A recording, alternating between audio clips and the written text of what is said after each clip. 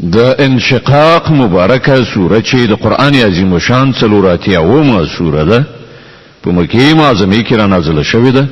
15 مبارک آیاتونه لري تلاوت او پښتو ترجمه یې لومړی آیات څخه اوري بسم الله الرحمن الرحیم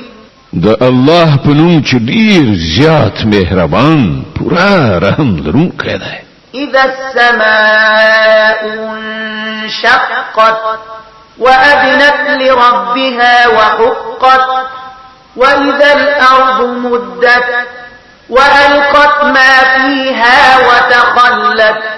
وأذنت لربها وحقت کله چې اسمان چیرې کړای شي او د خپل پروردگار امر عملی کړي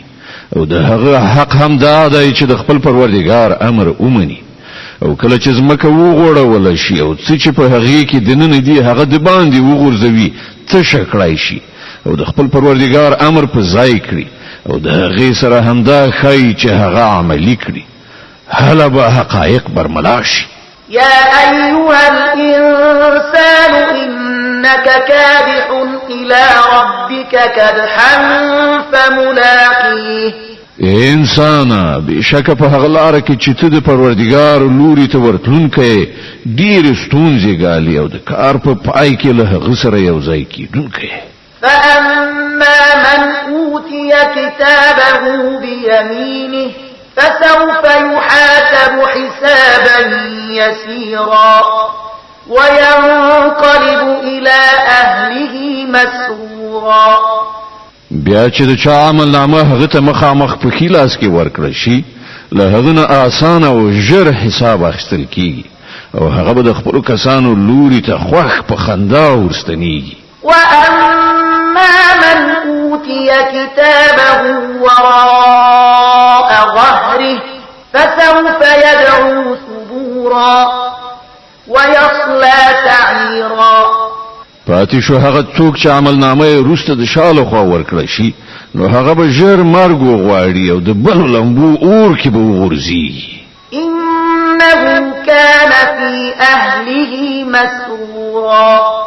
إنه ظن أن لن يحور بشک په دنیا کې هغه په خپل کورنۍ کې به اندېښنې او خوشاله غانګیرلې و چې زمون خواته بیا ورګرځېدونکی نه دی بلى إن ربه كان به بصيرا او بشک د هغه پروردگار د هغه ټول کړنې لیدلې فلا أقسم بالشفق والليل وما وسق والقمر إذا اتسق لتركبن طبقا عن طبق نو نه د داسې زه د ماښام په سوروالي قسم خورم او په شپه او څه چې هغه راغون کړی دي او په سپوږمۍ چې کله پوره بشپړ شي تاسو به ارومرو پړاو په پړاو لیو حالت نه بل حالت ته تیریدونکي روان یې فما لهم لا يؤمنون بیا په دې خلکو څه شوی دي چې ایمان نه راوړي د انشقاق مبارکه سوره چې د قران عظیم شان څلوراتیاومه سوره ده په مکه معظمه کې را نازله شوې ده 15 مبارک آیاتونه لري تلاوت او پښتو ترجمه یې له 20 آیت څخه اوري د دې آیت په اوریدلو سره یو د تلاوت سجده واجب کیږي وَإِذَا قُرِئَ عَلَيْهِمُ الْقُرْآنُ لَا يَسْجُدُونَ او کله چې قران دوی ته لوستل کیږي نو سجده نه کوي بل الذين كفروا يكذبون والله أعلم بما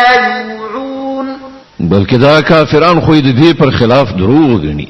دا چې حال کې چې دوی په خپل عمل نامو کې راغونډوي الله په هغه خپوهيږي فبشرهم بعذاب أليم إلا الذين آمنوا وعملوا الصالحات لهم أجر غير ممنون نو لدې عمل دوی ته د دردونکي عذاب زیری ورکړه